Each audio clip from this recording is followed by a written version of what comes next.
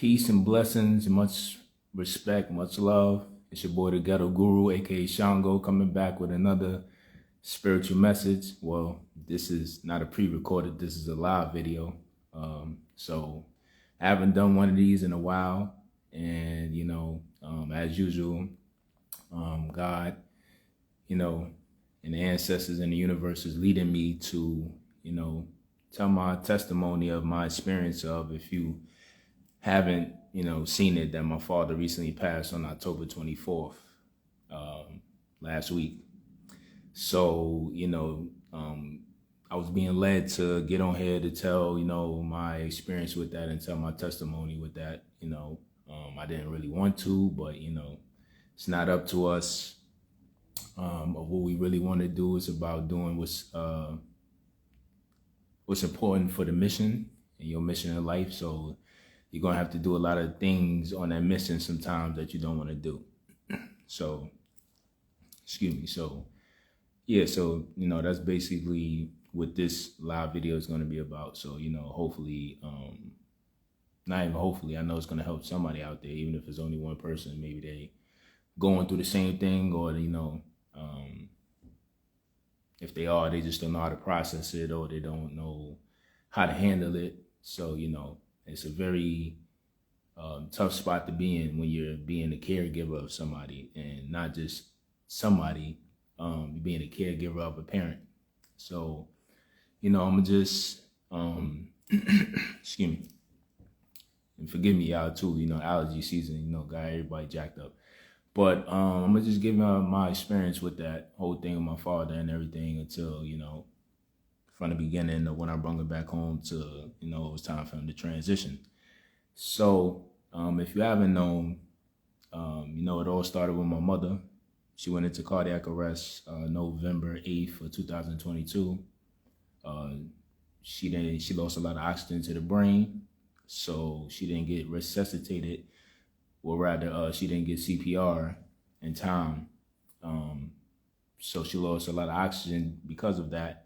And she basically was in a vegetable state. So she really couldn't speak or, really do anything on her own. She just was kind of just staring off into another realm. She'll move and stuff like that. But, it was like involuntary movement is what they call it.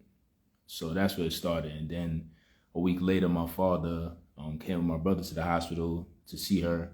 And, that shocked my father because my mother is 20 years younger than my father. So he never thought she would be in that position versus him. He always thought that he would be in that position before her. So, and this is his wife. So he's totally shocked and thrown off by it.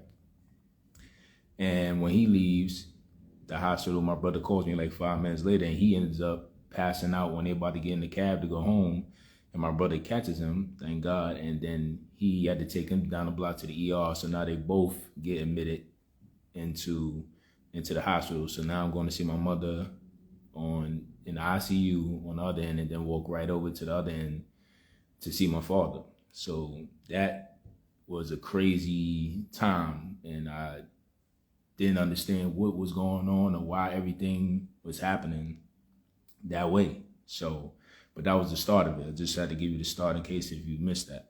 So that was the start of it, and then just from there, I've been in, I've been in the wilderness season. I just, hey, Lay, what's up? How you doing? Yes, thank you. I appreciate you. God bless you too. I appreciate that a lot. Thank you. So since that happened in 2022, man, I've just been in the wilderness just running. And, I had death around me before as far as like friends or people that passed away and stuff like that. But I never had an experience where it was an immediate family member, like a parent, where they was in that situation. So it was new to me, brand new, and I just didn't know what to do. I just know I had to be there for my mom, especially since she couldn't advocate for herself. She couldn't speak or anything. So I had to make sure just to be there, just to be on top of things, and, just to make sure I was there for to care for as much as I could while she was in the hospital. So, and, while they both was in the hospital. So, fast forward all that, eventually, I finally got them both in the nurse home together. My father wanted to be, with my mother in the same place. So, which was a crazy task within itself because it's just my luck. It always was something happening every time on this journey. Just my luck. The hospital, actually, it was Mount Sinai. They actually was going on a strike, and they didn't tell people ahead of time until like later on. So if I knew ahead of time, I would have picked the nursing home that I wanted my mother to go to, way ahead of time. But because, it was such last minute, they just shipped her to the one that, that had, an open bed, regardless of where it was. They didn't care how close it was to me or nothing. They just was trying to get them out of there. So, it really was kind of a jacked up way they handled that in the meeting and stuff with me and everything, because they made it seem like they was going to hear me out and, try to help me and stuff like that. And, there was, the head of the social work, she was being friendly at first. And then that day in the meeting, that last day towards the strike, I got to see another side of everybody. Like they just basically ambushed the whole meeting. They want to hear nothing I said, and just basically was like, your mom's got to go. Like, so that's when I got to really, even though I knew the evils and stuff like that, the medical side and stuff like that, or what can happen sometimes in that field, just to see it happening like that with somebody that is in a vulnerable state and they can't advocate for themselves, just to see people treating them like that, and to just act like they was just throwing out. They didn't give a F. Like they just got to go. It was like an eye opener. Like, wow, like. This is this is the real world. This is what it is. They don't really give a F about none of that, because it ain't their people's, it's your people's. It'd be a different story if it was their people's, though. They'll make sure they do whatever they can to protect them. So that was like a real eye opener, a slap in the face, and a reality check.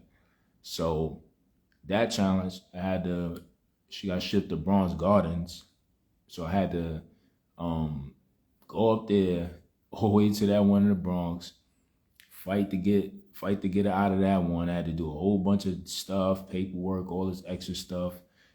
That took a little longer than expected. Finally, was able to get her transferred to where my father was at, the nursing home he was at, because he kept requesting to me that, he wanted to be with her. So finally got that done, got that headache out the way. And so they was together finally. Around like January, like mid-January, and eventually, later, a few months later, she passed in April 11th of 2023. So, and for those that don't know, I had to, he didn't get to see her like that because in the nursing home that he was at, they would have to, my father had COPD, so he's on an oxygen tank. So somebody has to escort you if you want to go down to other floors and stuff like that, and and plus, he wasn't really walking that well as he was before when all that was happening, because there was so much that went on that took a lot out of him. He didn't really want to move around and do physical therapy and stuff like that and be bothered. He just wanted to just, be to himself. It was a lot. His wife was in there. He was in there. It was just a whole lot going on just so fast. So people wasn't able to take him and stuff like that as much as he wanted to go. And I would have to go up there a lot of times to take him down there to see her. So because of that, he didn't see that day. They took her. They called me early in the morning that day. It was like 8 in the morning, and it was like, her hemoglobin was pretty low. They wanted to take her to the hospital, the ER, because they got more there that they can do for her. So I said, all right, no problem. They took her there, and it always would rain too. Every time they called me, my mother had to go to the ER. It always rained, which let me know she got there safely. Everything was gonna be all right. So it was raining that day too. And a couple hours later, or maybe just an hour and a half later, that's when they called me. It was like, she passed away. So, dealing with that, I was like, all right. So I felt weight on my shoulder because I knew I had to go break the news to my pops, and he didn't know about it. And like I said, he didn't know that she was in the hospital. They took her there early in the morning to the emergency room from the nursing home. So I was like, I got to go up there today and break the news to him, which I was like dreading, because I'm like, who wants to do that, to tell somebody, like, one, your mom passed, two, your wife is gone and you didn't even get to see her or say goodbye. Like, you already couldn't speak to her when she was in a state, vegetation. Now she's gone, excuse me, and you didn't even get to see her, say goodbye, nothing. And I gotta, you don't even know that. So I had to go up there later that day and break the news to him and stuff like that. And, that was hard and heartbreaking. And, seeing his reaction of that, because, he couldn't believe it. And, he just didn't know how to react because he didn't. It was already a crazy situation what happened to her, and then just to get the news broken to you that way, and you didn't even get to see her or say goodbye. Nothing was like. I felt real bad for him, like that was happening in that way, and it was like out of our control. So from then I just had to just be there for him. So I really didn't get any time really to sit down and really grieve about my mom's passing because I just had to still make sure I be there for him. Excuse me, sorry y'all. So being there for him, he still was in a nurse home, but he just was supposed to be there just for a short stay. It was supposed to be just short term, which is 6 months to a year. He was just supposed to go there just to get his strength up. Cause like I said, he wasn't walking around as much and stuff like that when he was in the hospital during the time of my mom's, because it was a lot that took a lot out of him, and a lot of motivation and encouragement. That was sucked out of him dry basically because of the whole situation, which is crazy. So they wanted him to go to rehab to do those things, and but sometimes he would do it, sometimes he didn't. Sometimes he wouldn't get as much physical therapy as he should have in the nursing home and stuff like that. Cause like I said, it'd be different things and they ain't got that much staff. They gotta watch this group over here and keep an eye over him. So it'll be a lot going on with that. So he ain't really get it. And sometimes he just ain't want to do it because he just wasn't in the mood. So, but it basically was reason for that for him just to go physical therapy, just to get his strength back up. And that became another issue because it started getting crazy expensive every month for him to stay in there because of how much he was making. So I had to see that side and deal with that. So I was like, he got to come home because it's getting too crazy with the monthly cost, and there's no reason for him to be paying that much. For all that, he might as well come home and use that money for something else. And I'm like, we can't afford that. And I'm like, I don't know nobody else that would be able to afford that amount. It was almost like it started at like 2,000 or something like that. Then a few months in and all that kept going up. Next thing I know, it was almost like 4,000 a month. I'm like, yo, we can't do that. Ain't no way we can afford that. We gonna fall behind, which we was. So I'm like, nah, we gotta do something else. And it's time for him to come home anyway. He ain't supposed to be there for that long anyway. It's been a year anyway. So now I get into the part of telling the story about the process of, bringing him home. I just had to tell all that stuff how it first started for people that don't know the background of that. So 2024 came and I was like, I talked about it with my sister and my brother and everything and stuff like that. And, told them the situation, they thought the same thing, like, yeah, it's time for them to come home. And, that was way too much to be paying every month. So I said, all right, cool. So once, we got all that out the way and we agreed on that, I started working on the process of that. And, I spoke with the social worker that was there. She was really nice. She helped me with a lot, and very, very sweet, genuine woman. And she helped me with a lot when it came to that, and told me the process to do. And she was like, it's gonna be a lot. You want to make sure you don't skip no steps. You just don't want to take them out, because I just was like, yo, can I just sign something, talk to them, and just take them home the same day? But she was like, no, you want to make sure you take your time with this stuff and get everything in order, because you don't want to get billed by insurance for anything if they don't process something in time. You take them out, you want to make sure you get all his medicines in order so they can go to the right pharmacies, and you want to make sure you got all his doctors listed correctly for his appointments set up and everything. Like, it's so much that I ain't think about, but I'm like, she right. So it was a lot, but we had to do what we had to do. So we did all that. She helped me with the process. Sort of you had to do, which is this the crazy part, because you gotta, to bring the person home, you got to first get it approved and everything by the state and the insurance that they think that they coherent enough or whatever to to go home and make their own decisions as well,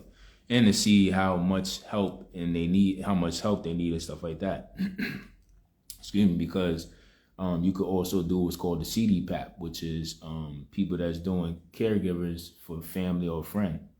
So I was gonna do that, and that's how I was able to be his caregiver. Once he got into the insurance program of the long-term program care, long-term managed care program, that's what they call it, to be able to do that. So I'm like, damn. So we had to do the assessments. First assessment was like January 9th, and then the next one was the next day, January 10th. The 9th, it was early in the morning. The 10th was like later in the afternoon. But the one on the ninth, excuse me, rather, that one was going to be the long assessment that they told me, because it was just going to be a bunch of questions, just trying to find out, stuff about him, see how coherent he is, how his memory is, see how much help he needs, how many hours would they approve for me to work for, all that stuff. So you had to go through all that stuff, did that, everything went well the first assessment. Next day, the other nurse came, that went well with that assessment. Everything went good. They put all the information to insurance, said waiting for everything to go through. Everything went through. So they was like, so I was thinking he was good to go from there, but of course, more delays. So they were saying that he wouldn't start into the program until March 1st, and then he'll be able to go home. So I'm like, all right. So I had to wait all the way to March from January just for that. So March finally came into the program on the 1st. I'm thinking he good to come home, and of course we run into some issues with his oxygen company for some bill or some cost they were saying about something with the insurance, so they didn't want to give us, because he needed a BiPAP machine. The BiPAP machine is for people that got COPD or sleep apnea. I think I said it right. Sleep apnea. I think I said it right. They have that, which is to help them sleep at night and stuff like that. And so it helps people with that when they gotta go to sleep at night. So my father had to use that at night if he needed it at night, certain nights rather. So he needed to get that machine. That was one of the requirements before he come home. So we had to wait for that. So we was running into that whole issue with that and going back and forth with them and insurance and all this other craziness. So we turned from March, it went to later in April, and he didn't get everything. Finally got approved, went through with the machine and everything. He didn't get back home till April 17th, I think the exact day was. So finally home, started working as a caregiver, set everything up and everything, got certain equipment and everything else that he needed, other equipment rather that he needed, and we was good to go from there. So,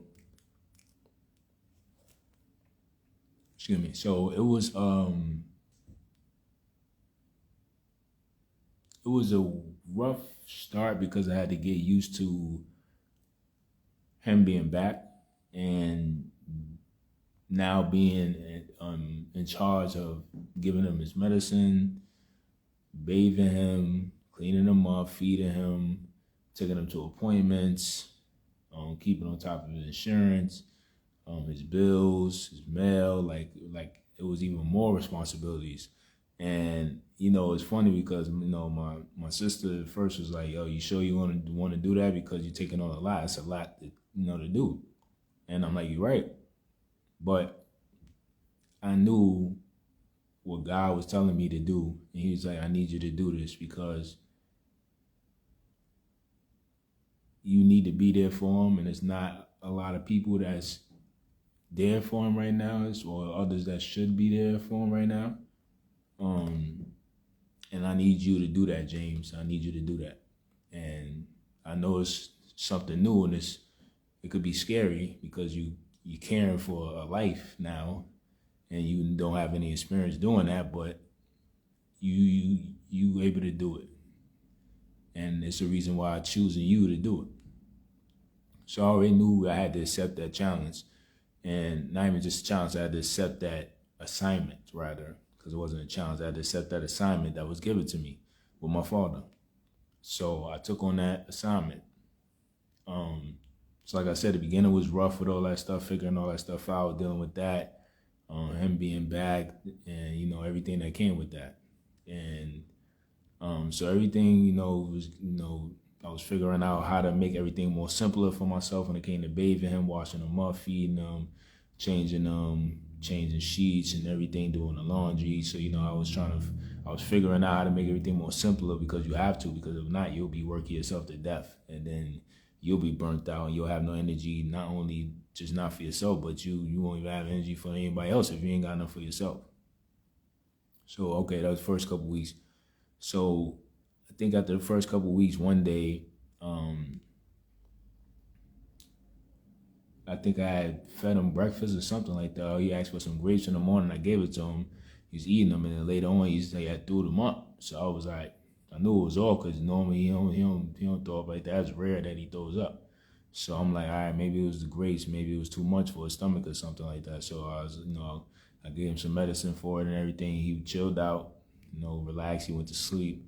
Woke up a few hours later, he was fine, said he was fine, didn't feel nauseous anymore. He was good to go. So I'm like, okay, maybe that was just the grapes or something, maybe. So everything was fine. And then I think an hour or two after that, around I think 8 maybe, he started, I think it was probably around 8 or 9, it was a little later, he started throwing up again.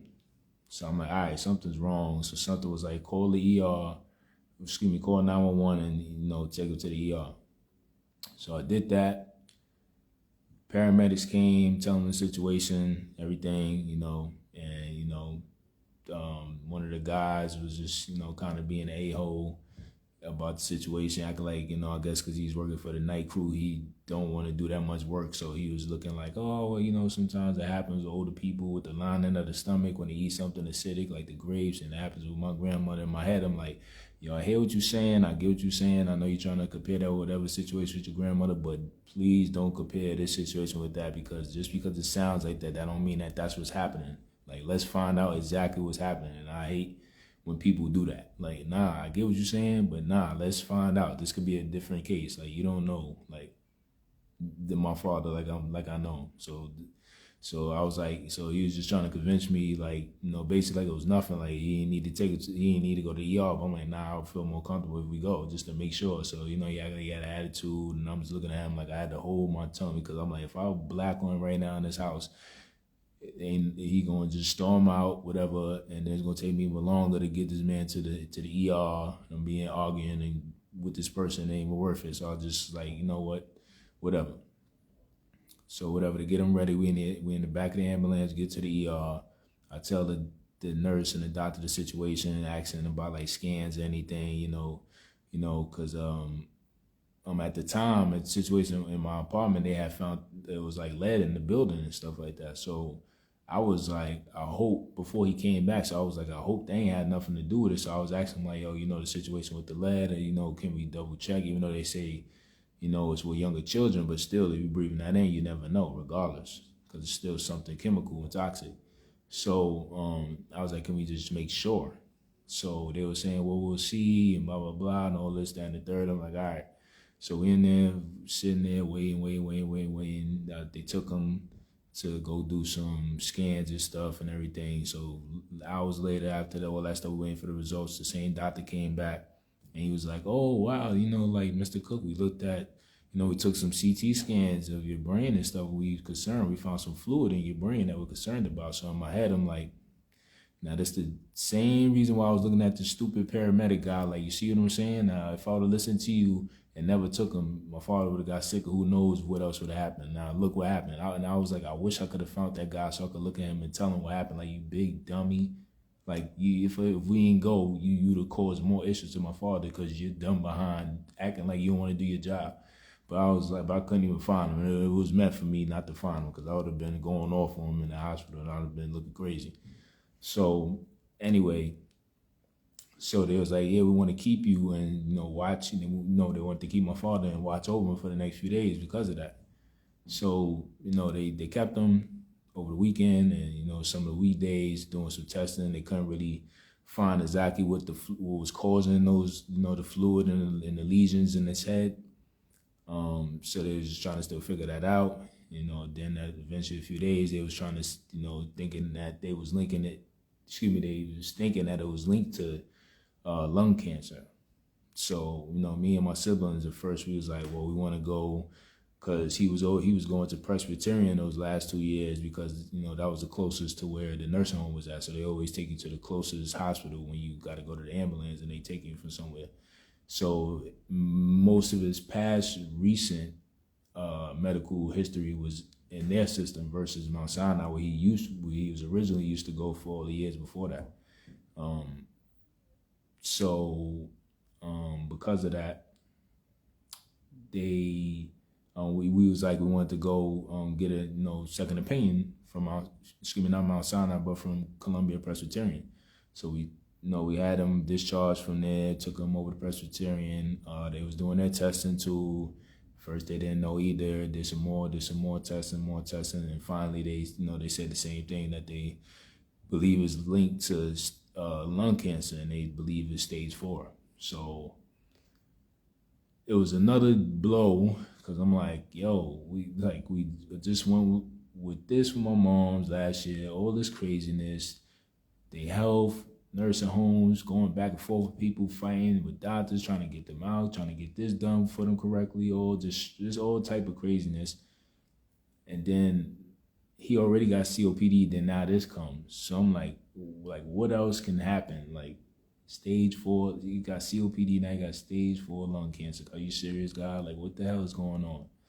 So me and my siblings was just like, they didn't know what to do. And also the lesions in his brain were getting, it was more growing, and they were getting bigger. And there was one that they was really concerned about, that was close to the cerebellum.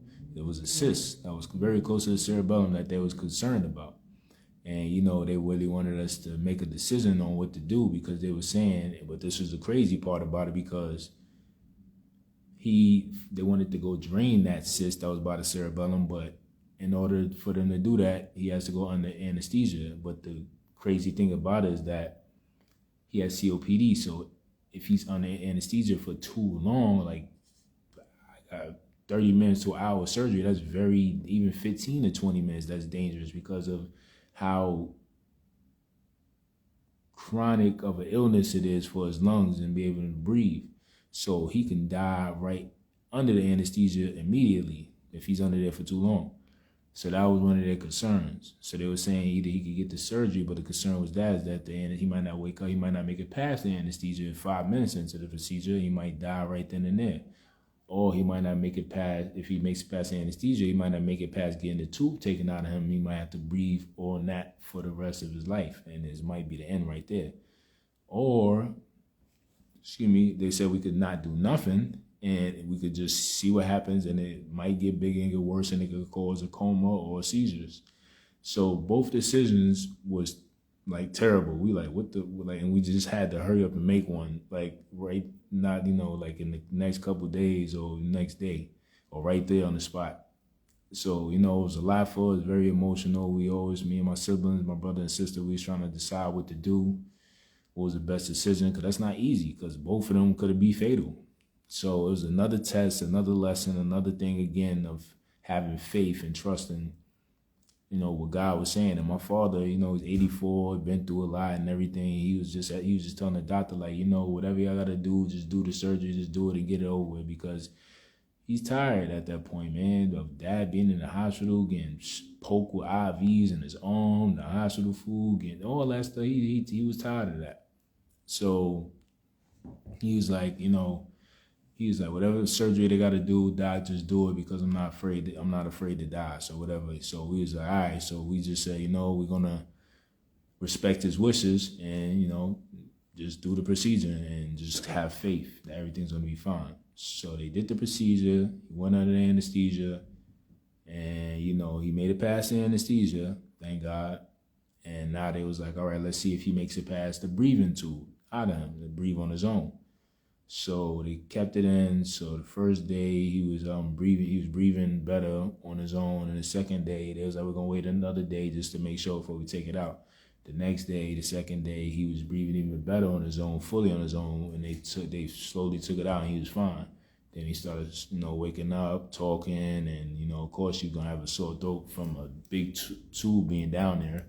So, he had to get the sore throat out the way. They was testing if he could still swallow and, if he could still be neurologically cleared and stuff like that and everything when it was, checking and making sure everything was good with him after. So everything was fine. He made it past that by the grace of God. So this is just showing, even though he had all these chronic illnesses from the COPD to the stage 4 lung cancer, he still was beating the odds and making it past what, certain doctors thought he wasn't going to make. So it was just amazing to see that as well, as even being on that moment of anxiety and I guess you could say fear, because you got to make such a life decision on the spot for somebody else that's not even your own life.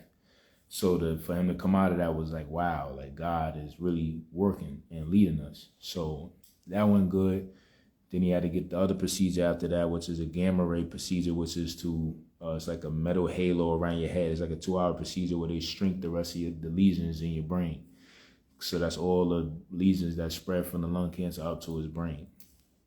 So they did all that. That was successful. And for that one, he didn't have to be on anesthesia. He was up. So everything went good with that. And then eventually a few days after that, once he was cleared, he was able to come back home. So from then he had to do chemotherapy, which is not like the radiation therapy because that would have been too much for him in the COPD. So he had to do the immunotherapy, which is through the IV.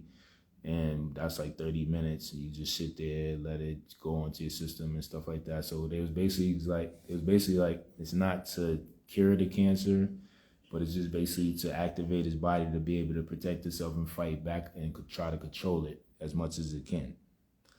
So, he had a bunch of new appointments, doctors and everything. So it was like right out the hospital, once June, it was like he was in the hospital for a month from May to June? Yeah, because he came home April 17th, and a couple weeks after that, that's when he started throwing up. So that would be in May.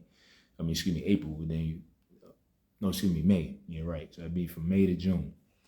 So he was in there from like a month and came out like in the beginning of like June. So it was just like once he got out, it was like a bunch of appointments, everything right there, back and forth. So I was just like running still back and forth, making sure he gets to appointments and everything, which was tough because, and this is the part where I get to the real like dark side of it. It was just tough because you got to set up rides. You got to make sure you do it 48 hours ahead with the insurance so they could book the rides. And you got to make sure you get the right company because sometimes they don't come. They don't come on time. Sometimes they might not even come at all. They might cancel like at the last minute of the pickup. Like it's all type of craziness. So you got to learn all that and learn which company is good and which ones is reliable. And it's a lot with that. But taking him to appointments was a lot because of how much pain he was in. Like even when he was going to the bathroom and stuff like that, he also had, kidney stone thing that he was fighting with for a few years. And, he couldn't get that fully removed because of the anesthesia. So he just had to get stents changed to help with that every 3 to 6 months, get it changed. So he just had a lot going on in his body and it was starting to catch up and really cause a lot of pain, especially when he started going to the bathroom now and stuff. So I would hear him like damn near like screaming and, just, and it was hard to hear and then watch because there's nothing really I can do to help him while he's going to the bathroom because it just hurts, and because there's just so much going on in his body. So that was how it started to happen. So when we was at appointments, and I guess he, he was throwing tantrums because he didn't want to go. Like I would literally have to fight with this man to go to appointments because he really which was a crazy dynamic to see because it's like you really got to see the role reversal of parent and child, because now I'm the parent and this is the child, and because he's older, the child is coming out even more again. So he's throwing the tantrums like a child where he doesn't want to go to the appointment because he doesn't want to go through all that, doesn't want to go through the doctors or the poking or the IVs and taking the blood and weighing and all that stuff and, having to go in a wheelchair and wait. Like he doesn't, that he after a while, he be in pain sitting in the wheelchair too long. It be so much. So after a while, he don't want to go. So I gotta literally fight with him and really tell him like, no, we going to the appointment. He like, nah, I'm not going. I'm like, yeah, we going. You gotta go to the appointment. We can't miss this. And literally have to be dragging him literally out the bed and fight him to get out the bed and put him in a wheelchair. Like, we have to go. So that was a tough switch to accept that role. Because, like I said, you not telling your parent no, or you telling them, yeah, we going here. I don't care what you say, which is such a switch because it's a mind trip because they're supposed to be telling you that as a child, even though we grown now, but it's just weird. So that was like weird to get used to and to be able to enforce that when I needed to, whenever he was like acting a little crazy and we had to get something done or we had somewhere to go for him. Then also at the appointments, because of that, he was like, I guess because of the pain, he didn't want to be making noise in front of people, I guess. So he would like start asking the nurses walking past, like, hey, is it okay if I could go to the bathroom? This, and I'm like, Dad, you got pull-ups on, because he had to wear pull-ups, at this moment in his life, because sometimes he couldn't make it to the bathroom on time. So I'm like, Dad, you got pull-ups on, just go to the bathroom. Like, come on, like, I'm like, if I take you to the bathroom, you're not gonna want to go in the toilet, Dad. You're not even gonna use the bathroom. Like, yo, it's like, can you just chill out, relax? Like, it's people in here. But by that time, he annoyed, he aggravated, then that started happening with the pain happening, feeling like he gotta go to the bathroom, so he just started yelling random stuff out there, bothering the people, and I'm just in there like, yo, come on. So that was like a humble pie for me, because when my mother was still living, and when he in the last couple years when she was still living, and whenever he had to go to the ER, my mother was caring for him for years and stuff like that. So whenever he had to go to the ER, she would go with him. And the last couple years of her life, she didn't want to go no more. So I used to be like, yo, you're not gonna go into the ER or ride with them there? She like, nah, I'm not going up there. Why? So he could talk to me crazy and talk to me disrespectful when I'm trying to help him have his back while you're at the hospital? Nah, you could go with him if you want. So, I never used to understand it, like, oh, wow, that's crazy. But now, God had to give me my humble pie, and he put me in a position where I got to see where my mother was coming from. So you never get to know what something feels like or what somebody going through until you just in their shoes just for a few hours or a few minutes or just a month or a couple weeks, days. So immediately when I was happening at the appointment, he was throwing them fits. So when I'm just talking to him and he trying to talk to me crazy in front of people, and the people at the hospital was like, oh, why you talking to him like that? That's your son. He doing a lot of things for you. And he like, oh, I don't care. He every time I'm trying to talk, he try to talk over me when I'm trying to answer the question for y'all, and man, he thinks he knows it all and all this. And I'm just looking at first, I was taking it personal when he first come doing that, because I'm like, I'm taking care of you. You coming at me like that? You trying to do that in front of people to me? I'm the one like wiping the crap out your boy every day, basically. But then when it kept happening, I had to learn like the reasons why he was doing it, and that's when I started paying attention. Like, he throwing a fit, he in pain. So eventually it just started rubbing, just bouncing off me rather, and I wasn't taking it personal no more. Whenever if he did act like that in an appointment, after a while, if he was getting tired and he wanted to go home, I didn't take it personal no more. So that was my humble pie, finally getting to see what my mother was talking about. Like, oh, this is what she was talking about. Now I get it. Now I feel bad, and that I didn't see it that way, and I can't even apologize because she's gone now. So that was another humble pie for me. So it was a lot of lessons on this journey with that, and a lot of deep revelations that was teaching me things that was really helping me. And so I had to learn through that. I had to learn more patience than I already have, because people already think I'm a very patient person. I had to learn even more patience with him. Somebody doing that in a public place and everybody in the appointment looking at you crazy. And everybody that worked there is like, is he all right? I'm like, yeah, he's fine. He does this. Like, don't worry. And just like, it just looks crazy. And you can't scream at him. You can't hit him like it's a little kid. You could at least take him to the corner and smack him up real quick. Like, yo, stop acting like that. Embarrass me.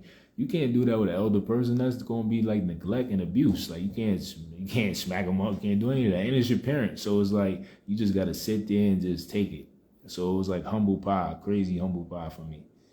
So that was with the appointment situations that took a while to get used to. What else took me a while to get used to. Well, I not even say get used to, but just it was hard to see. Was him not accepting his decline in his health. That was hard to see. That was like a hard pill to really swallow and watch. Because he was always, anybody that know my father, he was always an independent man. Always did for himself, did for others, always helped people, provided, protected. He was in the Air Force. He was a transit cop, sergeant, police academy, all that, like armed security guard for the Diamond District, the Rockefeller Center. Like he always was doing big things, black belt, 3rd degree, like all that, like. So when you go from that to now you can't really walk as well, or you can't make it to the bathroom on time, or somebody gotta change your Pampers and wash you up and dress you because you can't do it as well. When you go from independence to that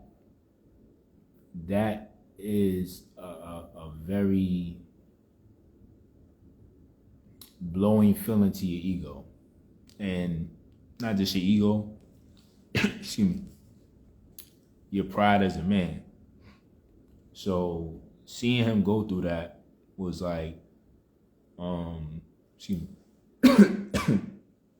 seeing him go through that was a lot, and he couldn't accept that, and that was the hard part to watch because he didn't want to accept that. So like I said, it's hard enough already when somebody got to clean up for you and do all those things for you, but then it's even harder when it's your son doing it. So he would have never thought that his son would be taking care of him, and then not only that, but wiping him and cleaning him, washing him, and all this other stuff. So that was tough to see, and it was heartbreaking for me to watch him go through that at that stage of life. And it reminded me of what was happening with my mother when she was slowly deteriorating, because he was getting skinny. He was losing weight. He didn't want to eat as much. It was different things like that. He didn't want to do as much. Even when I tried to encourage him to do certain things, he didn't really want to do as much. So I started seeing the same type of similarities the way my mother was losing weight and getting skinny, and in her case it was even worse because she couldn't even speak or anything. So at least he was still able to move a bit and talk, but it was worse in her case because she couldn't say or talk or anything like that. So it was just a lot to see again happening. Like, okay, this is about to be the same thing happening to him as well. Then also it was hard to see because I could see and I felt the shame that he felt, even though there was no reason for him to feel shame because of where he was at in that particular point of his life with his health. There was no reason for him to feel shame because he couldn't do for himself like he wanted to do when it came to doing a lot of things. There was no reason for him to feel shame because I didn't view him as that, and I didn't view him as, because he always would feel like if he called me too much in the room, or if he asked me to do this too much, or he felt like he was getting on my nerves, he didn't want to ask me for too much after a while because he felt like he was burdening me. And that used to break my heart because I'm like, I don't want you to feel like you're burdening me, because you're not, just, I might get a little annoyed sometimes. I'm human, and if you call me too much back to back to back, and then I'll be like, yo, just tell me everything you need right then and there, and I can bring it all to you, versus you keep calling me back to back, and I'm trying to do something for myself as well, and I can't because you keep calling, and I'm thinking something wrong, but it's not really an emergency. So if it's not an emergency, like, just try not to, while I'm trying to get something done. Just, please be mindful of that. So I would have to explain that to him and tell him that, because he felt like he was being a burden to me, and he didn't want to ask for certain stuff, or he didn't want to, eat too much or do this because he didn't want to go to the bathroom. I have to change him a lot. Like, it was stuff like that. But I'm like, yo, I don't want you to think like that or do that, because it's not healthy, one. And then two, I don't want you to feel like I'm getting upset because I got to change your pamper again, whatever, and I just changed it like an hour ago or whatever. Or I don't want you to get upset if, you're hungry, you don't want it, you want something else, and you have the taste for that. Like, I don't want you to get upset about things, or you calling me, you need something, or you want me to pull you up close to the bed or something because you slip down a little bit too much in the bed. It's not a comfortable position for your neck. Things like that. I always have to explain to them, I don't want you to feel that, because I don't like that you feel that way, and that doesn't make me feel good. And I want you to know that you got somebody here by your side, because there weren't a lot of people that was there when he was, like, as I, not even as I think should be, that I know should have been there a little more. You didn't have to be there every day. You didn't have to see him every day, but definitely could have seen him. And I know that was part of why he was feeling down too as well. Excuse me. I know that was part of it too, because I know he expected a lot of people that, he was there for, he did things for, he did stuff for their kids and stuff. I know he expected them to be there a lot more when he was in a nursing home, to come see him, to, see him when he came home. And when he didn't, I know that took a lot out of him too, of his confidence, of self and importance, and just, you slowly get into that point of transition, and through the years, you slowing down. And that's not a good feeling, that, it don't feel like nobody checking on you. It just feel like everybody forgot about you. And that's why I had the hard task of always, my siblings was able to do as much as they could at the time. My sister, she lived in VA, so she could only come up as much as she could, because, she worked as a nurse. She works as a nurse. My brother, unfortunately, and that's another part I didn't tell a lot of people, he was going through his own battles around that time, because he had got diagnosed with pancreatic cancer.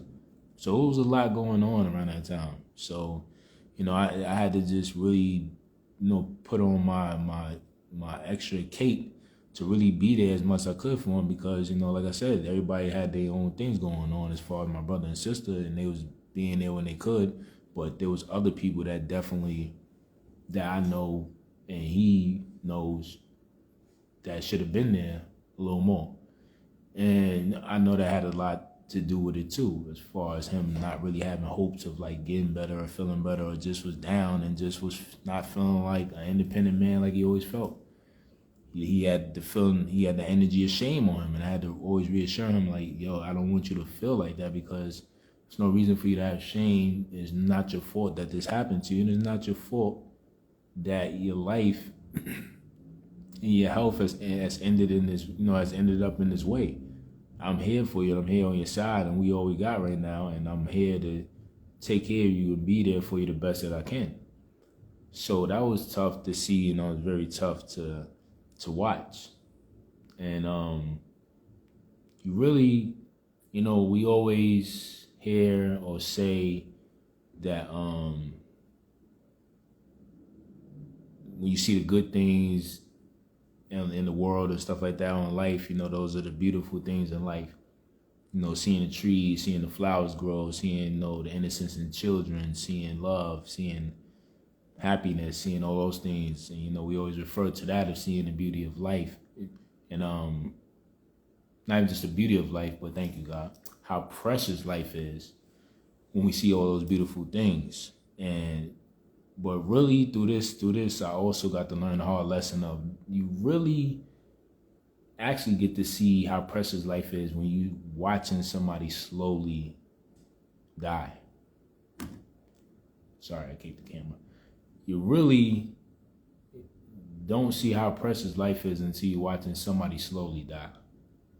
And I have to say it raw like that and honest, but you really don't. And I got to see it with my moms and stuff like that. But having my pops live back with me and taking care of them, seeing them every day, I got to really see it even more of how precious life is, because of how slowly he was getting sicker and how slowly he was getting skinny, how slowly he was deteriorating, more and more and more every day, and basically slowly transitioning and slowly dying.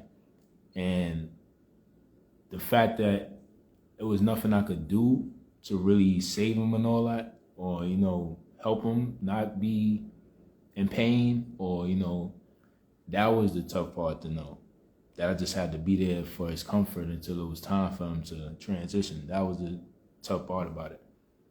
Of, like I said, seeing how precious life is, not because you're looking at the beautiful things of life. Nah, you get to see how precious life is when you watching somebody slowly die each and every day, going through pain.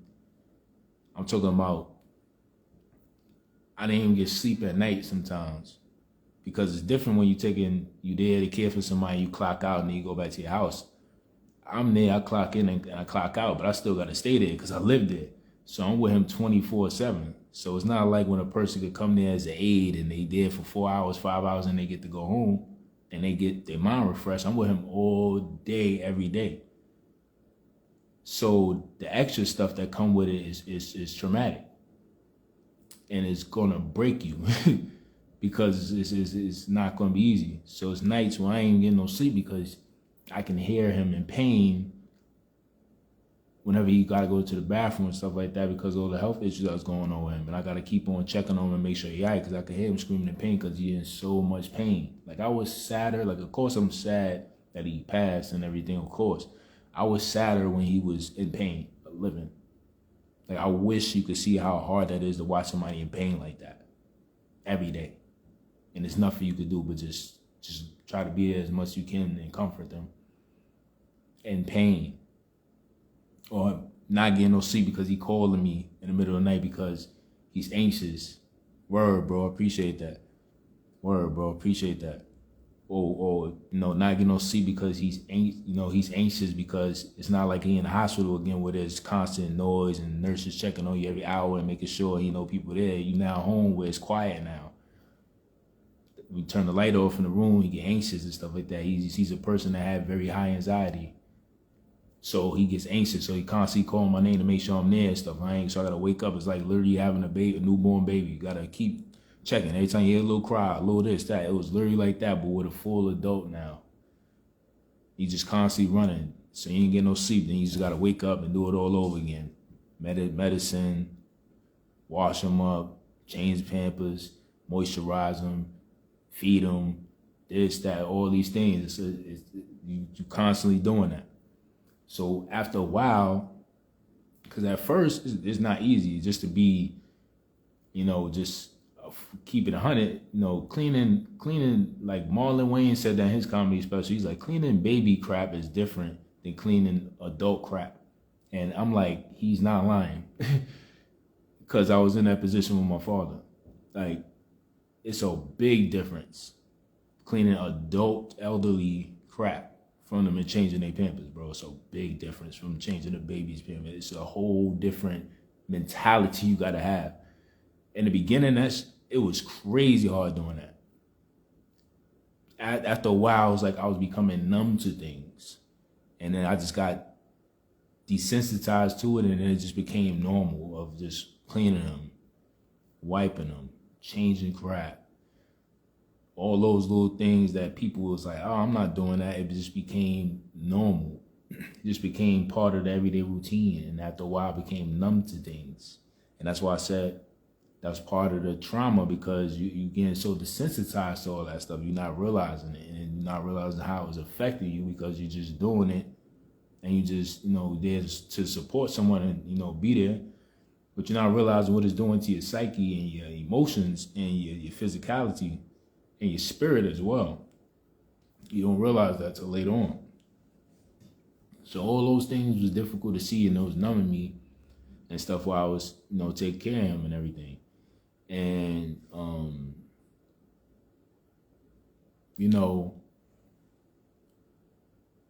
just like I said, just seeing him in that pain, man, I was sadder for him when he was living. Then, of course, I'm sad that he passed, but it was a lot seeing him in pain like that. It was a lot seeing him, like I said, not Like even like that even broke my heart again when I heard him say that one day. Like, I don't mean to. He's like, I don't mean to call you too much and stuff like that and everything in the room. I know I'm probably getting on your nerves. It's just a lot. I can't. It's just a lot to accept. I can't really do anything on my own for myself anymore.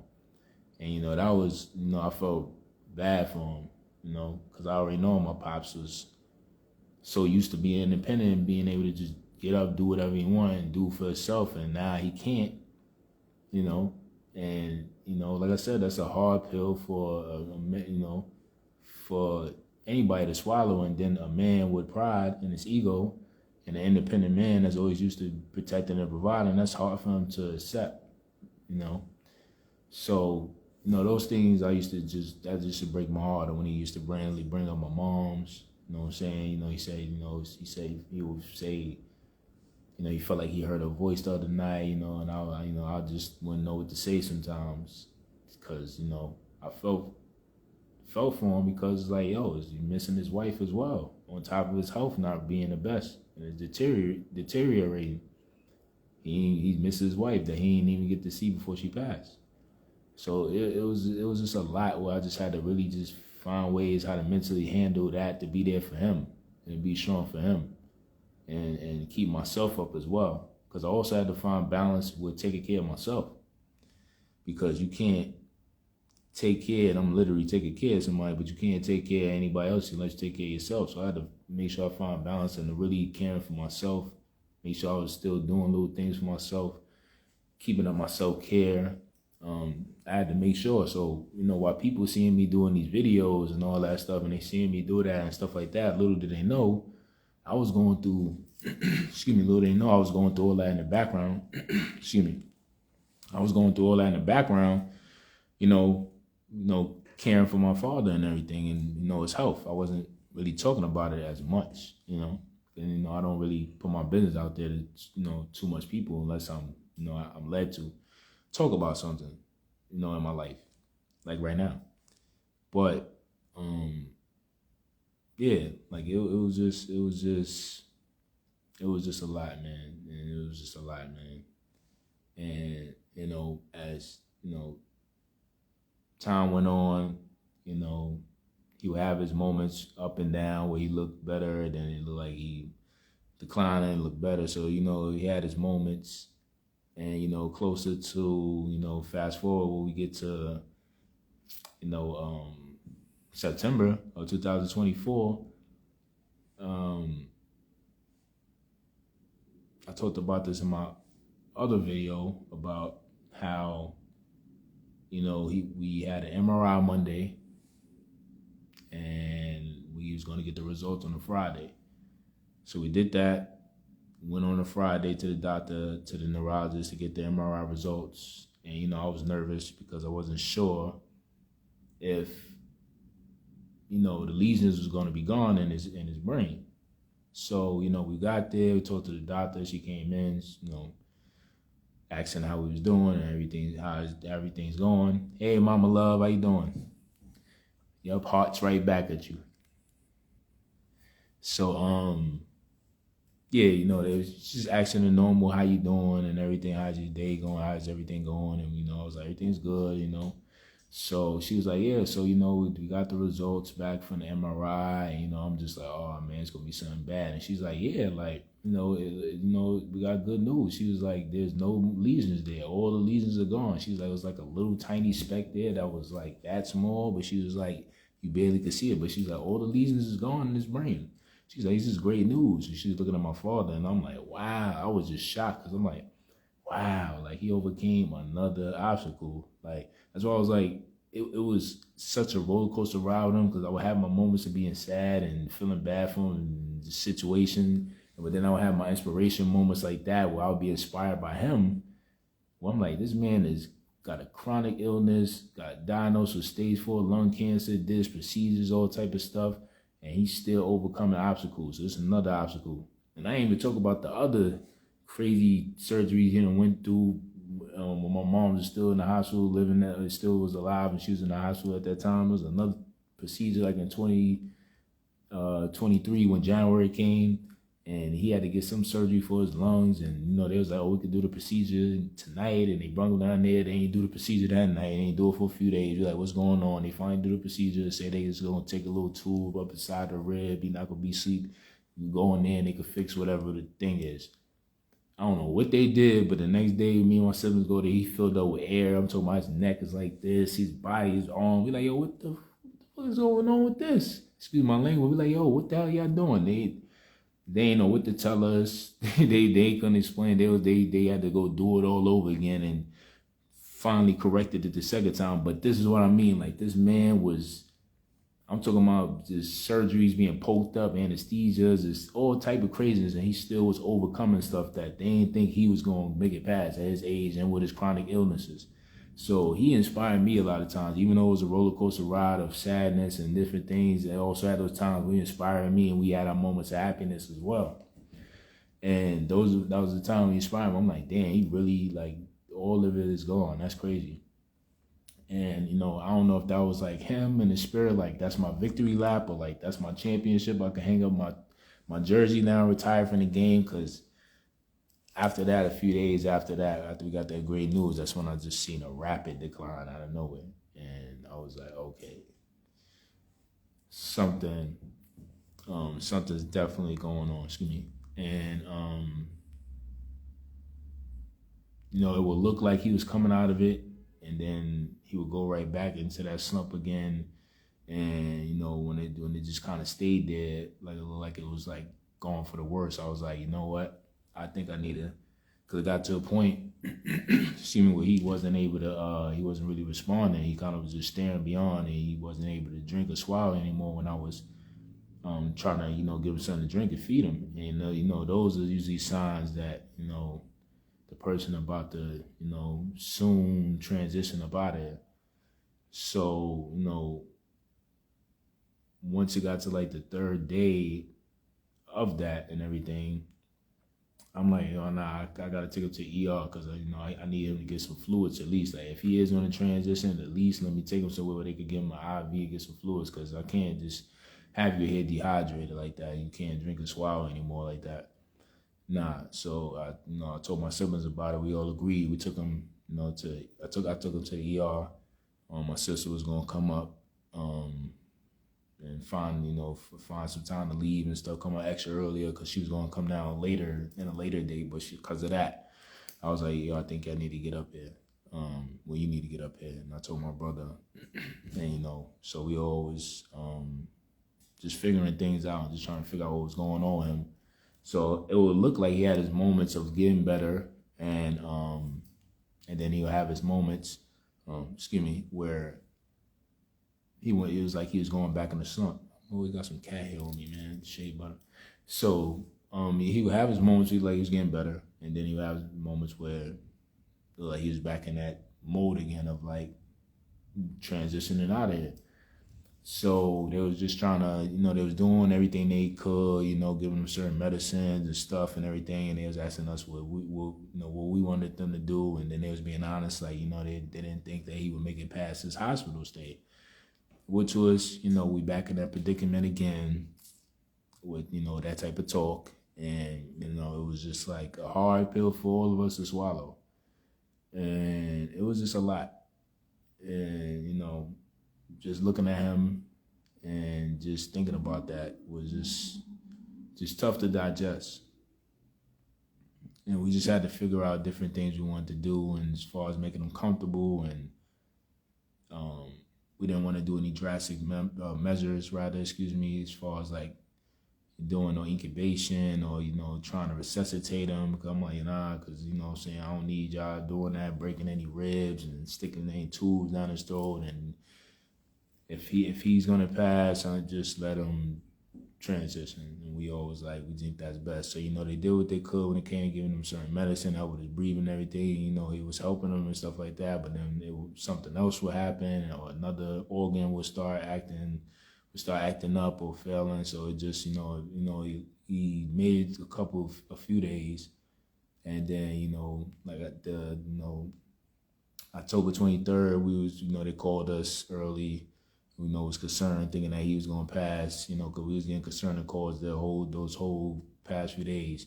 And we was just running up from the middle of the night, 5 in the morning, getting calls and running up there, and then eventually everything be fine. So this day, got a call again. We all went up there around 9 a.m., October 23rd.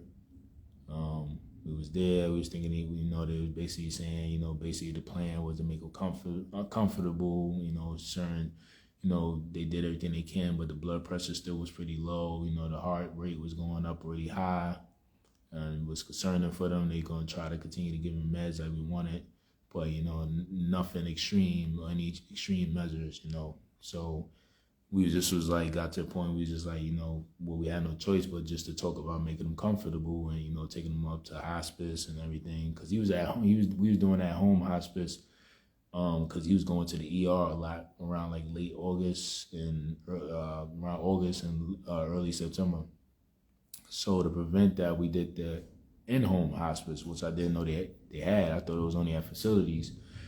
But basically, he was able to have aides come to the house, and other people, a nurse, come out once a week and help you with things. They give you medicine that you need, certain stuff to help with like anxiety, the breathing that that he needed. They got a care package, 24/7 call center, in case anything happened and stuff. They could find a nurse in the area to come out to help you, so stuff like that. So we was doing that, but now, because he's in the hospital, they had the hospice in there on another floor. So we was just gonna take him up to that floor and let him transition up there, because they said the floor was really nice and it was really peaceful up there, the hospice floor. So we just decided to just do the comfortable measures, and they was gonna slowly wean him off the oxygen, and let him slowly transition out of there. So they was doing that as we was there. We was there from 9 a.m. to 10:30 at night. Our visiting hours was over at 9 p.m., but they allowed us to stay an extra hour and 30 minutes. If it was on the hospice floor, we would have been able to stay as long as we wanted to, but they didn't want to move him off the hospice floor because his blood pressure was move him to the hospice floor because his blood pressure was so low that they didn't want to risk. They felt like he would pass as they was taking him and taking everything off and everything to transport him up to the hospice floor. So unfortunately he had to stay on the floor that he was on and, pass right there. So he, like I said, we thought he was going to go from, early on, but he was still breathing, still was going as they continued to give him certain medicine rather, and wean him off, certain levels of oxygen and everything. So we was thinking he ain't ready to go. Because they had checked his oxygen level with the high flow oxygen was like 79. It should be higher than that with that high flow. And they took that off. They put the nasal cannula on him with less oxygen. And his oxygen before we left at like 10:30 at night was like 98. So we was like, that's weird. Like, what's oxygen is a 98 without the high flow? That's crazy. The high flow was lower than that. So we thinking like, he a fighter, man. He ain't gonna give it without a fight. So we like, he might be here for a couple more days before he transition out of there. So we left the hospital. And as we leaving, somebody that was with us was like, sometimes, they have the ability to hold on or let go when they want, when people are there. Sometimes they don't want to do it in front of people, that they love and stuff. And we was like, yeah, it's true. We didn't think about that. And, a couple hours after that, at 12, around like midnight, a little bit after midnight, that's when I got the call, and one of the doctors, that just got on that shift was like, we just sorry to call, and we just wanted to confirm that your father passed at 12:27 a.m. And, I had to go tell the news to my sister. She was in the bathroom taking a shower at the time. I knocked on the door like, yo, sis, the phone is for you. Passed her the phone through the door, and, they told her the news as well. And, we just was, just taking it in. And, we expected it. We knew it was coming, but it just was still something hard to hear. And so then it was just getting everything arranged and setting up arrangements and that and everything. And, he wanted to be, he always told me he wanted to be cremated. Like, he told me this like 20 years ago when I was way younger. I used to be like, yo, what? At that time, I'm like, you crazy? You want to be cremated? You want to be buried? What? Now, as I'm more older and more, excuse me, wiser and more spiritual, I understand um, the cremation of it and the importance of it. And also, it saves a lot of unnecessary costs when it comes to funerals and trying to pay for all this other stuff. And that's why a lot of people run into issues and headaches when somebody passed because of those things. It's unnecessary expenses and all the extra stuff that really ain't needed, because at the end of the day, you can do all that funeral and everything. That's fine if you want to do that. I'm not saying nothing's wrong with that. But I'm saying the body's going to turn to dust anyway. So cremation is just a faster way, and it's cheaper than paying all that for the repast. And then you got to get them a suit, a tie, and all this extra stuff, and pay for this and pay for that. Rather than everybody going broke or stressing trying to get that money, man, just the body going to turn to dust anyway. Just do the cremation, and whatever other money I want to do is with a celebration. You can always do a memorial service and just bring the food and have that service, and everybody happy. And everybody could celebrate, say their piece, and pay their respect. So, you just had to get all those things arranged and everything and stuff like that. And this was the first time that I really actually got to sit down out of the 2 years since it started with my mother, that I really got to sit down and really process what happened the past 2 years of, both of them passing and the way they passed away. And because I didn't realize them, like, it really was a year and some months that they both passed from each other. That they both passed, from each other, as far as she passed April 11th, 2023, then he passes October 24th, 2024. So I never really got to process what happened with her, because I had to be there for my father, because I had to still make sure he was good and nurse home, then taking him out of it and taking care of him. So I never really got a chance to process her passing and what happened to her and what I seen with her. And then now I get to finally sit down after basically almost 2 years to sit down and process what the hell went on and everything that I done seen and went through with them. And because, like I said, it was like a feeling of, I felt like my body was going through shock during that time of taking care of my father. Where eventually I became numb to everything, from changing them to washing them up to cleaning them to all those. Oh, thank you so much. I appreciate that. Thank you. I really appreciate that. Like I really was like, my body was, after a while, was numb to it. Like it just became normal. In the beginning it was hard, and all that stuff doing that became normal. So afterwards, I know when he passed, it hit me. I was sad, but it didn't hit me until, because I was still numb from all that stuff with them. It hit me once they started picking up his equipment from the house.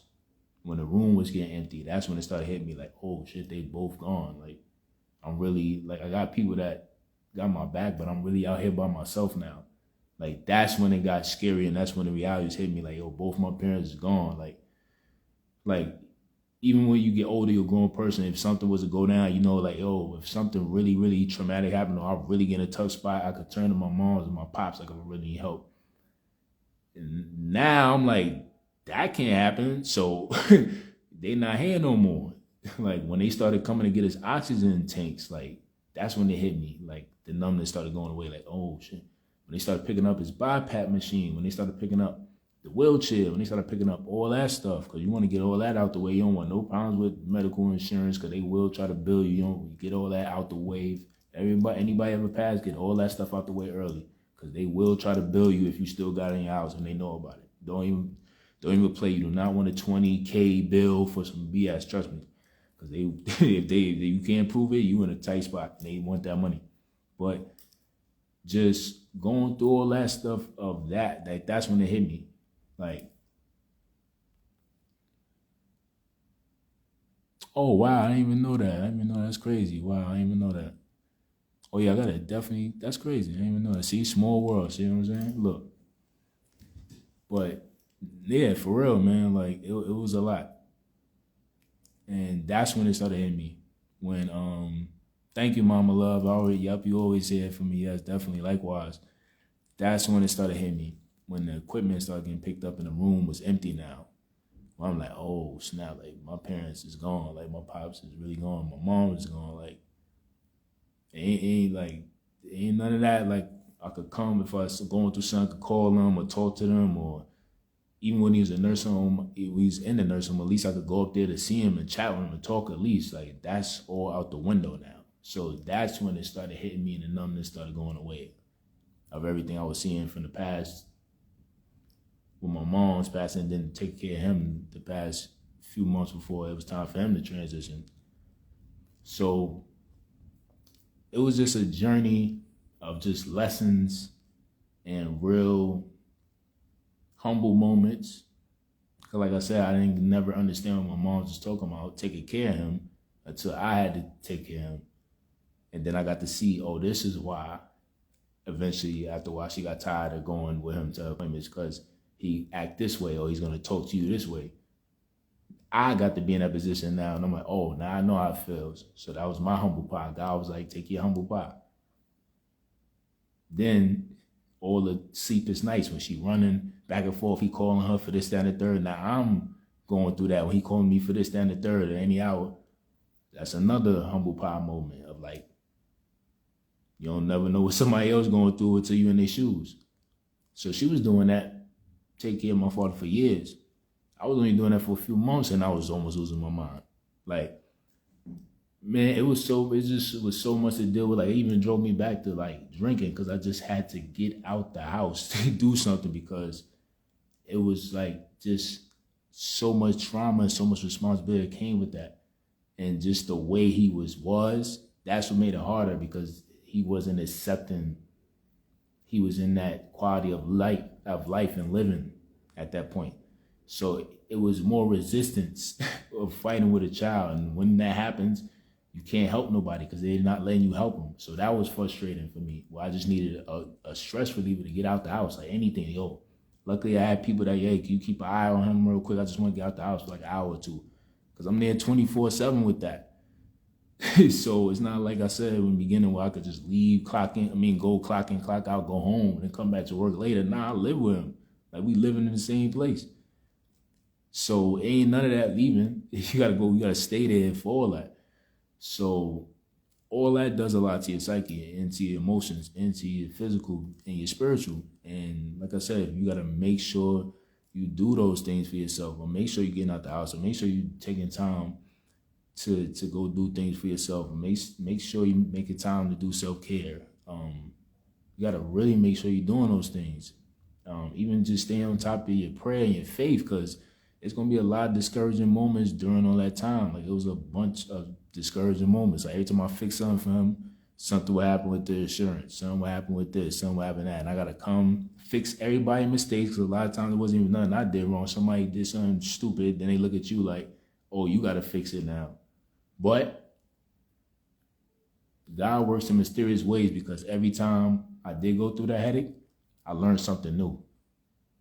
Like, I learned stuff with paperwork, terms, different things you could do to get out of certain situations if you're in the jam with certain medical issues. Like, I got a chance to learn that, and there was information I never knew existed. So God was like, yeah, I'm gonna put you through that, but later on, when you get out of that lesson, you're gonna understand why I put you through that. And now you could go teach others that's going through that, or what to do when they in that situation. Because it was a situation where, because of how much he made, they was like trying to charge him a surplus amount every month. And it was almost like $3,000. I'm like, yo, y'all out your effing mind. If y'all think somebody will be paying that on top of whatever bills they got in their personal life, they are crazy? Like, what's wrong with y'all? So I used to be getting tight, because I'm like, yo, every time I fix something for this man, it's always some challenge or some stupid stuff. Like, I really was in my Job season where that was like, yo, give him to me and let me put him through the wilderness, take this from him, kill this person, take that, and just jack up everything in his life. And let me see if he still believes in you, God. God was like, go ahead. That was me. That was me during those past 2 years of that season.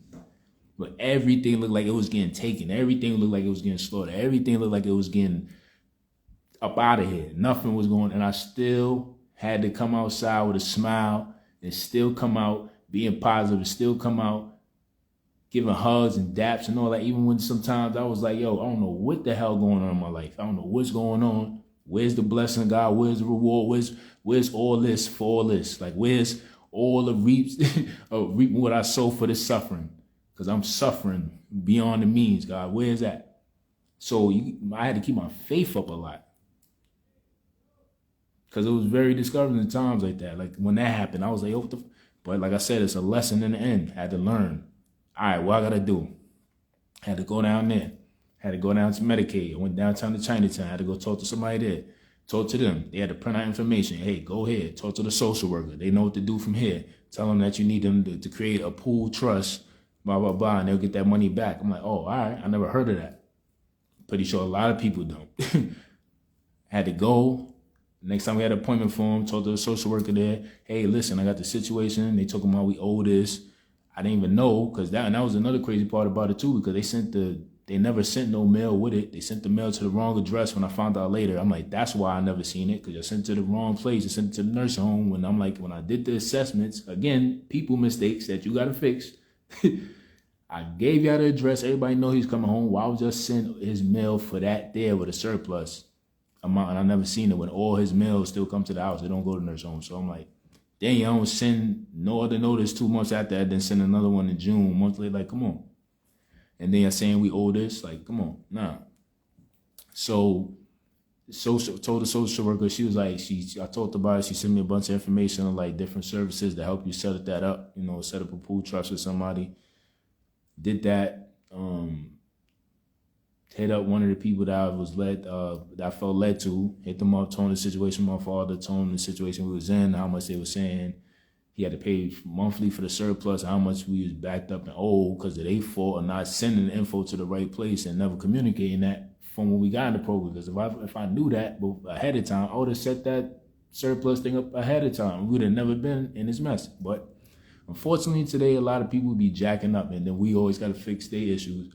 Fix their mistakes when it comes to dealing with our stuff. But anyway, so I set it up with the people, and they took care of it. So what seemed like a damaging moment, and was actually a blessing in disguise, because I got to learn something that day, and I got to find out how he could get that money back to himself to reimburse it in a legal, rightful way that many people don't know. So I didn't even know nothing about a pool trust income to get that back, to get it reimbursed, whatever they charge you for a surplus. And I'm pretty sure a lot of people didn't know about that. But that's what I mean. Those is moments that I had to go through these hard lessons to learn these lessons, to be able to know how to navigate through that field, and also to teach others that don't know how to navigate through that field when it comes to these certain roadblocks and headaches. And also it was teaching me, it not just taught me, but it made me get my armor up even stronger, because I had to, like I said, I learned patience even more with him. I learned understanding more by having to be more patient with him and his chronic illnesses and things he was going through and the pain and stuff that he's going through. I had to be even more understanding to not make sure I'm not making him feel like he's a burden, not making him feel like he's getting on my nerves too much. Even if he was, I didn't want to make him feel less of what he was feeling already as a man or as a person that couldn't do for himself as he once was able to do. So I was learning, then I also had to learn to have thicker skin for whenever he attacked me because he's having a tantrum because he has to go to an appointment, he don't want to, and having a tougher skin of going into this world, because God was like, the dreams and the goals and the places that you want to go, James, and the things you want to achieve, those are big and high and mighty places, and it comes with a lot of big responsibilities. And with that responsibilities, you're going to run into a lot of malicious people that's going to have smiles on their face, and it's going to look like they're friendly, but they're coming to eat you alive. And if you are not prepared, and if you don't have your head on a swivel, and you're not focused, you will become bait very fast, and you won't even know it. And you will get eaten up and chewed up alive and spitting out back to wherever you came from. And we see it every day happen to plenty of people all the time. So God was saying, like, because of that, and you want to go to these high places and you have big dreams and goals, you have to have thicker skin, and you have to go even more thicker skin than I've been giving you the past few years, and you have to go through these hard lessons, and you have to see how it feels when your life is at the end of the road, and watch that process, because that's something, and this is why I tell people all the time, like, everybody's not chosen, because chosen is when you are chosen for a certain assignment that a lot of people don't want to do. And that doesn't mean that people aren't special. Chosen just means you're chosen for a certain assignment that nobody wants to do. And that assignment is going to be an assignment that's not pretty. And it's not going to be nice. And it's going to be very ugly. It's going to be very dark. And it's going to break you. Because it's supposed to break you because you have to get broken before you have a breakthrough. So that, for me, was my moment of that, by going through that type of darkness, so I could get to my breakthrough and learn my lessons, and to give me more tougher armor for me to go out into the world. Because God was like, if you can watch somebody slowly die, especially not just somebody that you love, but your parents, and you care for them until they just time for them to transition, that is a very dark world that many people don't want to know about, because a lot of people don't want to think about their parents passing. And that's a dark world that a lot of people wouldn't be able to be in to watch. So my tolerance of pain is going to be different from the average person. My tolerance for BS is going to be different than the average person. My focus is going to be different than the average person. My mentality to go and get it, because like I said, a lot of people didn't know I was going through all this craziness and I still was doing videos, doing my thing. You wouldn't know that? Because that's the mentality God was building up for me. This is why he put me through all that. Because that's the mentality a lot of us have to get through. And that's why we go through tough things. But we always question them why we got to go through the tough things. But then we always want the rewards. In this life, a lot of times you're going to suffer. And a lot of people don't want to accept that. There's a lot of people that complain about life, complain about not having friends, complain about not getting things when they wanted or feel like they got slighted. There's a lot of crybabies in the world. You know, I just got to be 100 honest with you. That's the way God told me to tell us. A lot of crybabies in the world. A lot of regretful people in the world. And they get mad at other people when they see people living out their life and doing things that they wish they would have did. It's a lot of that in the world. So when I went through what I went through, when people start complaining about BS, and I'm like, you think I want to hear that? Like, bro, I was still doing my thing while I was going through hell, and I had to do it with a smile on my face. You think I wanted to take care of my father? You think I wanted to watch him slowly transition the way he did? Watch him get skinny and all that and everything and all that stuff, and washing him, cleaning him, and not being able to use the bath? Nah. But that's what happens when God gives you an assignment and you ain't got no choice but to do it. You have to go through the pain. You have to go through the suffering. That's the Jesus story. I had to put myself literally on that cross to go through all that crucifixion and all that craziness, all that suffering, all that pain. That joke was like hell. I was losing my mind a lot of the time because there's a lot that comes with it. But when I got out of it, I understood why I had to go through that. And I understood the lessons that came with that. I understand the strength that it gave me and the tools that it gave me and the lessons that I could help others with in the world. And this is why I'm doing this live, because somebody out here needs to hear this. And that's back to what I was saying. It's a lot of crybabies, it's a lot of regretful people in the world and complaining about stuff that they could easily change. So when they complaining about that, I'm looking like, yo, bro, look what I done went through and I still was doing my thing. I don't want to hear that. I'm getting away from you because I'm like, I don't want to hear that. If I could still do my thing, come out here with a smile on my face, give me a smile on my face, still try to get things done when I can. And I'm not saying you're going to be able to do it in the pace that you was able to do it if you have responsibilities like the one I did the past few months on your hands. But you're going to have to find the moments to still do your mission. And that's part of the faith, and that's part of the test. God want to see what he call him, whatever you want to call him, pronoun, whatever. It's not the point. God wants to see how bad you really want it, how bad are you determined, how bad are you dedicated, how bad are you devoted, and how bad do you trust where God is leading you. And a lot of times you got to trust during effed up moments like I had to do of watching my parents slowly die the past almost 2 years and accepting that pill that they're not here. Yes, it hurts.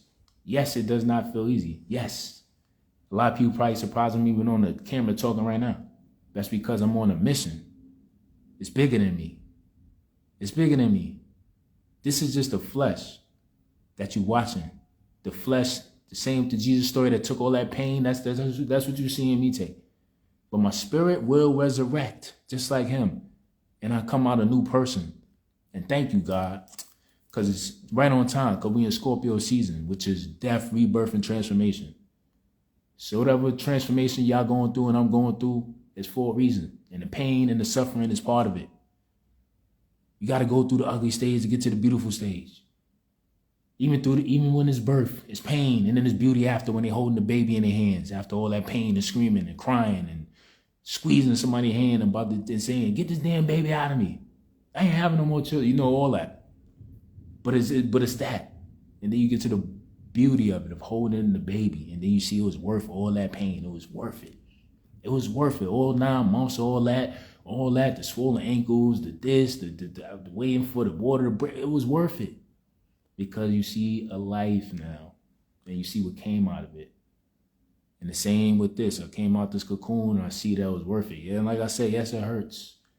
Yes, it's a hard pill to swallow. I still ain't ready to really fully digest it. But it is what it is. And why God had to have that happen to me like that was like, all right, you on your own, as far as like no parents wise. Because that's teaching me to trust myself even more now, how I move in the world and move with a different ferocity in this world, and a different mindset, more than I was doing before. Because now I'm like, I really got to go get it. Because now I see how life really is precious. Because like I said, we always look at the beautiful things like, oh yeah, we look at how precious life is. The beautiful. No, you get to see how precious life is when you're watching somebody slowly slip away and watching them slowly pass away each and every day. That's when you get to see how precious life is and how serious life is and how serious you got to take yourself when you want to go do something with your life. And a lot of people don't get that. That's why it says a lot of crybabies in the world complain about nothing. I ain't got this. I ain't got that. Or this person ain't do this for me. Or they over here blocking me. Or I don't want to hear all that, bro. All stuff I done seen, all stuff I done been through the past year and a half, and I done made stuff happen, and I was going through hell like that. And I still was out here moving around. I want to hear that. And that's the people that God gonna bless.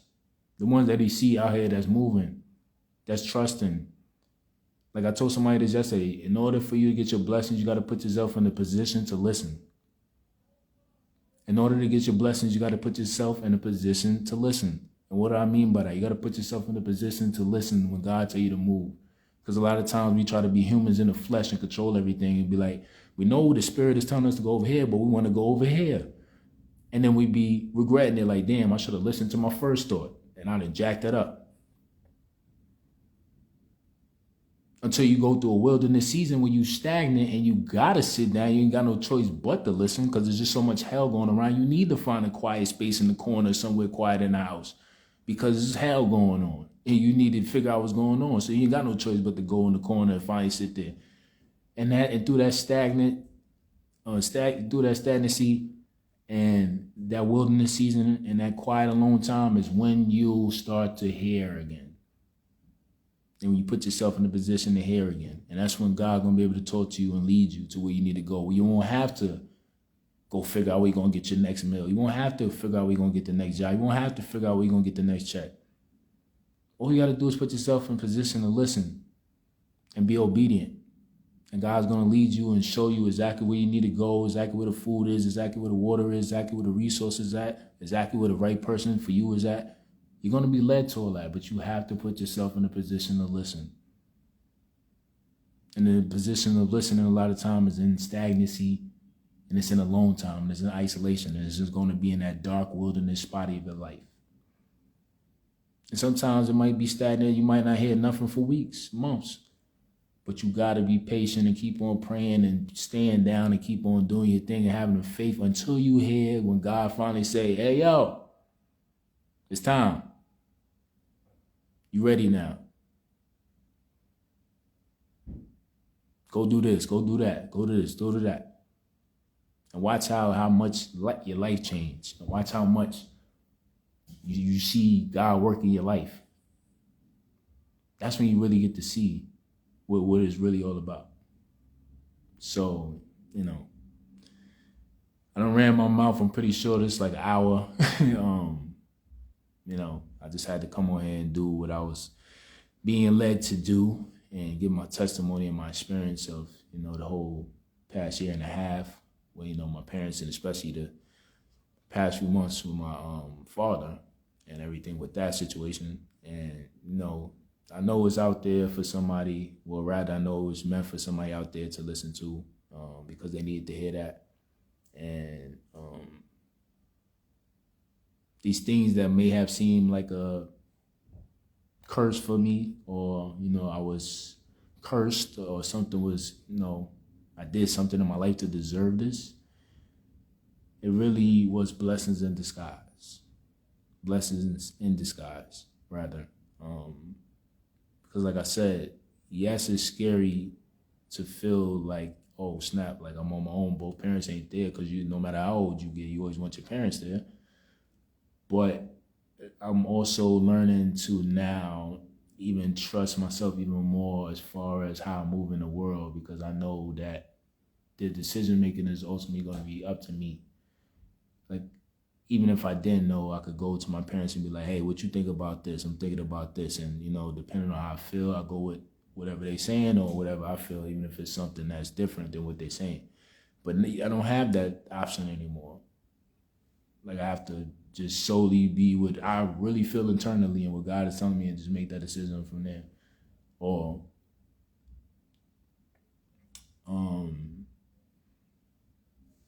just lessons like that. Just lessons in life like that. Or like I said, having tougher skin, going into this world and the places that I want to go, and being able to survive in those realms. I'm going to have tougher skin, because things are going to get, even crazier in those high positions of power. And being around, powerful people and resources and different things, you have to be on point. You have to be focused. You have to really be paying attention and make sure that you seeing everything that's going on.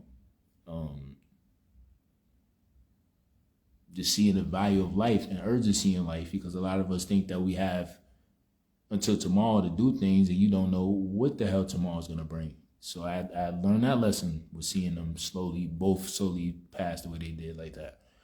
So it was all these things that were blessings in disguise, and it was teaching me and helping me become a better person, a better man, and become stronger mentally, physically, spiritually, and emotionally. And, I'm going to have my moments of grieving. I'm going to have, all of that for a long time. It was a lot to unpack, and I'm finally getting to sit down and process it all, and really take it in, and really think about it, and really, just ponder about things and process it. I'm going to have my moments. But one thing I'm not going to do is let myself go. And let myself go. I don't want to say go to waste, because that sounds pretty harsh, but let myself go into a space of